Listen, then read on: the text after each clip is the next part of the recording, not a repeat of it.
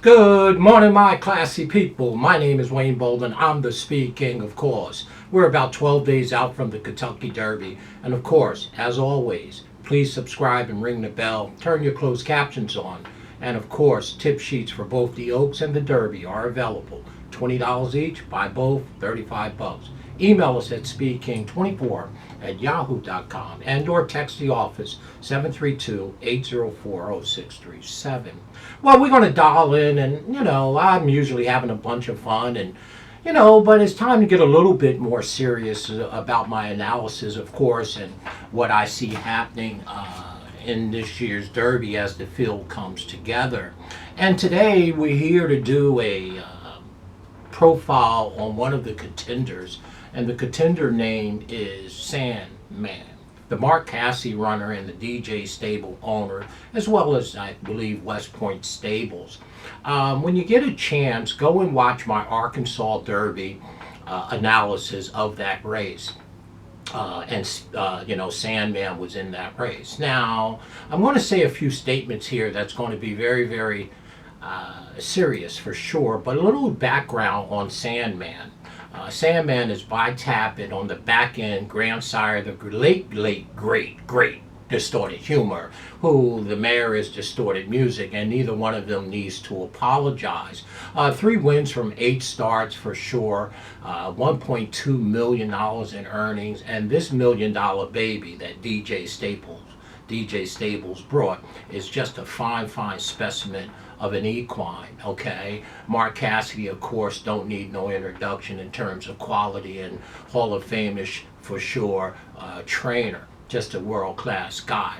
The new jock up on this horse as of the Arkansas Derby is Jose Ortiz. I thought that was the biggest improvement on SANDMAN. I mean, Christian Torres rode him in the Southwest and in the Rebel Stakes, but when they switched it going into the Arkansas Derby, Jose Ortiz, I thought that was a serious addition and upgrade to his chances. Now, no knock or no shade thrown on Christian Torres, who I absolutely love. Still a young rider. He's not Jose Ortiz by no means, okay? He may be one day, but he's a fine rider. But I thought that was a great move by the Connections part.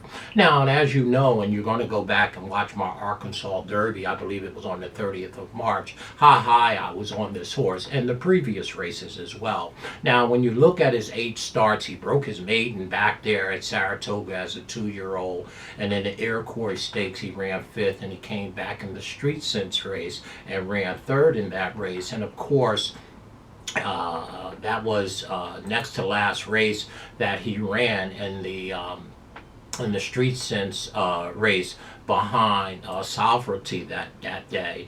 And of course, that was his 4th start of his life. Went into an allowance race at Oaklawn Park as a 2-year-old, his very last race as a 2-year-old, and won it. Then we didn't see him for another 6 weeks when he made his 3-year-old debut in the Southwest Stakes. Now, of course, we liked him that day as well, but SpeedKing was in there, and there was a lot of jostling and bumping and grinding at the start. You know what happened in there, and we were kind of glad that happened because we had SpeedKing namesake on the front end for 9-1, 12-1, whatever ridiculous price we got. But it was clear to me that SANDMAN was the best horse in the Southwest. He ran 2nd that day. Then when they went into the Rebel Stake, he ran 3rd that day. It was no disgrace on his part in that Rebel Stakes by any means. The pace was very torrent that day. You had all kinds of horses in there going fast, and Cold Battle swooped them and beat them, right? I knew right then that the Arkansas Derby would be the place to place this horse. So from February 23rd until March 29th, they set on this one, past 1 or 2 prep races to get this horse to the Arkansas Derby, of course, for sure. And by the way, this horse absolutely loved Oaklawn Park, and it is akin to the type of surface that Churchill is. So if you go back and you watch my video about the Arkansas Derby and what I thought of SANDMAN, you can see why I believe he's a leading contender. And honestly, if there's one horse in this year's Kentucky Derby that you had to key around to be first, second, or third in your exactas, trifectas, or superfecta, it's hands down, no doubt about it, for me, would be Sandman, okay? And that's a pretty big statement because, there's some very nice horses, 3-year-olds, but I think the one X factor that he has is his bloodline, his ability to be able to get 10 furlongs, and he has enough speed to be within contact of any field, but his turn of foot coming home is just tremendous. This horse is what we call a forging horse. Each and every one of his races has gotten better, and he's going to springboard, just like I thought, coming out of the Rebel States, going into the Arkansas Derby. He's going to springboard off of that Arkansas Derby some 5 weeks later, after March 29th, into the Kentucky Derby. Now, like I said, and I'll say it again, if I was making the morning line, and I suggest that each and every player always make a morning line for themselves, okay, this would be the favorite in the race. And what I mean by that, I don't think there should be a big spread from the top horse, first favorite to the co-favorite, like 3-1 to 8-1. That's not right. The first 3 or 4 horses in this Derby,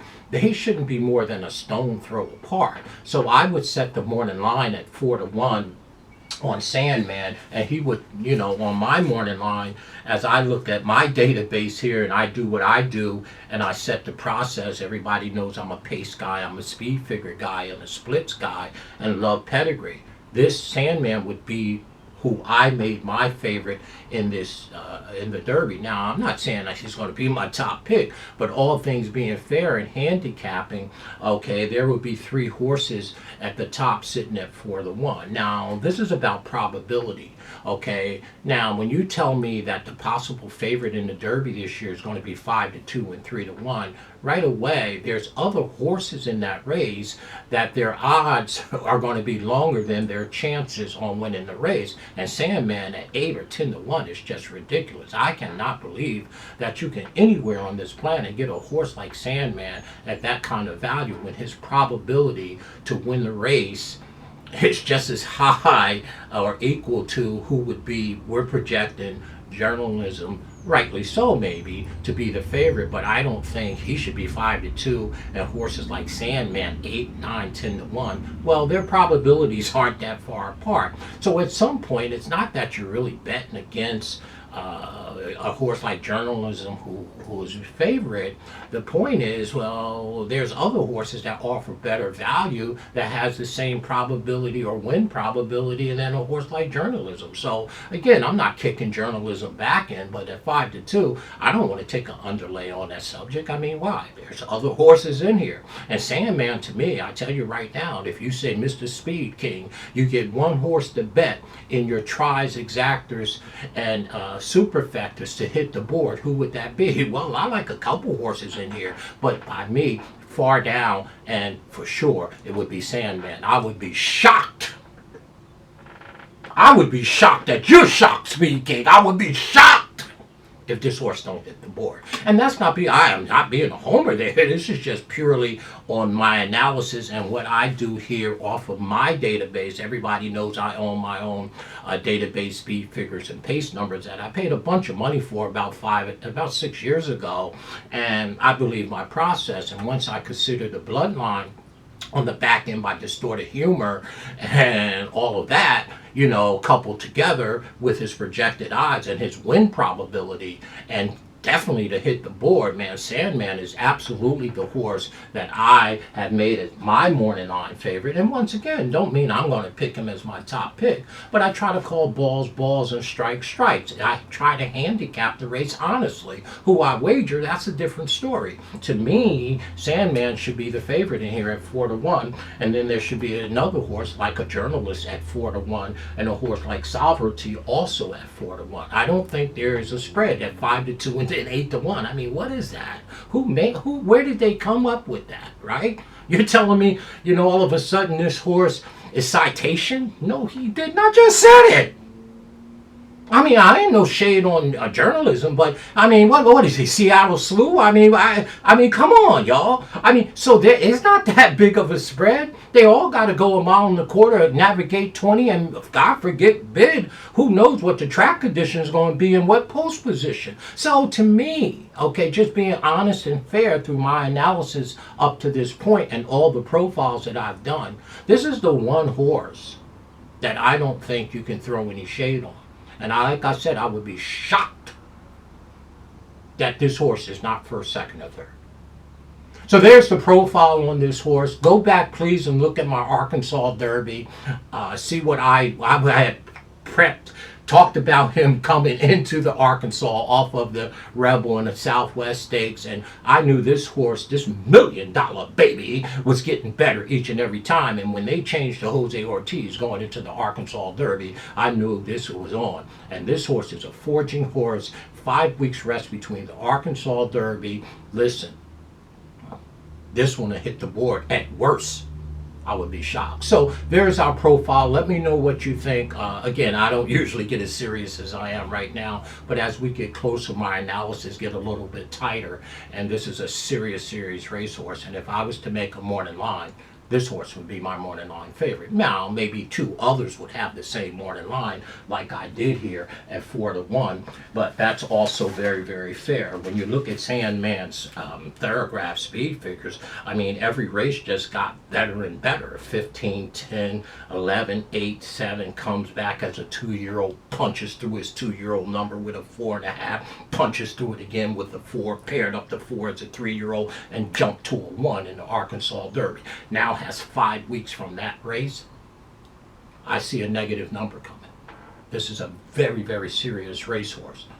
Okay, very serious. And yeah, okay. And again, you know, my boys Godolphin is in the race, but SANDMAN is sitting on go-go once again, y'all. Please do me a favor, have classy comments like I know you would, but do me a favor and see my analysis of the Arkansas Derby. Find that video around March 30th or so. Actually, it was March 29th, so I put it out about March 27th or, you know, somewhere in there. My name is Wayne Bolden. I am the Speed King. I'm a big fan of SANDMAN, and I'm telling you right now, he would be my morning line favorite as I made here in the studio, because I make all morning line favorites for any race that I do, and the probabilities and their winnability versus what their odds are. SANDMAN, serious racehorse contender, and a big threat to win this year's Kentucky Derby. Let's comment. Let's have a good discussion, y'all. My name is Wayne Bolden. We know you're the Speed King. Don't be playing with this one. I would be shocked. No, he didn't. I would be shocked if this horse is not first, second, or third. Oh yeah, you see me with my Zandon shirt on. Didn't he run third in the Derby? He did. Behind who? The old Richie Strike. Put some respect on Richie's name. And I believe Epicenter in 2022, I believe, ran second that day. Oh, Epicenter. Thank the folks that sent me this shirt a couple years ago. Stay classy, y'all, in all that you do. Let's have a healthy discussion. SANDMAN, serious racehorse, y'all. Pay attention.